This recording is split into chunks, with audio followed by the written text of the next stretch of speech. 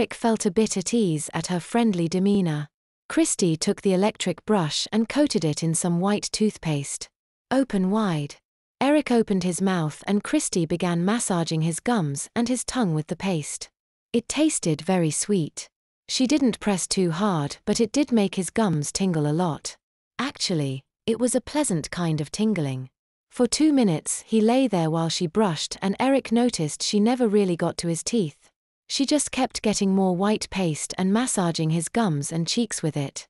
And then he felt the odd tingling moving up to his temples and right at the center of his forehead. It was an odd sensation indeed. I feel kind of funny. Is that normal? He asked. Christy smiled at him. Don't worry about a thing, will be done very soon. Okay, Eric agreed.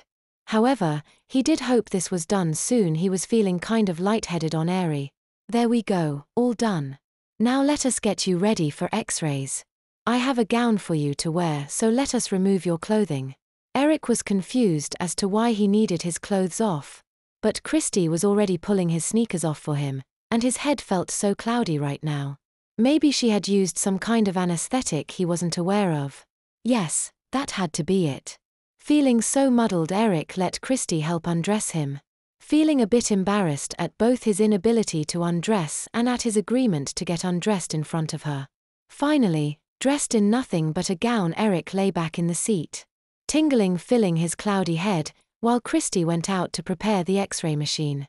Laying back, Eric noticed for the first time that there was a mobile hanging from the ceiling, slowly circling. Colorful plastic stars and animals hung from strings spiraling over his head. What on earth was that doing there in a dental office? Eric heard footsteps on the tiled floor as someone in women's shoes entered the room. But hadn't Christy had sneakers on? To his shock, it was not Christy. It was Dr. Tyler standing over him in a short skirt and her white lab coat, her hair tied in a tight bun. She smiled down at him. What are you doing here? He asked. I have great news for you, Eric. We're starting the human research trial. Your research will move forward, isn't that great? Eric was dumbfounded at first, but the shock seemed to suddenly clear his mind.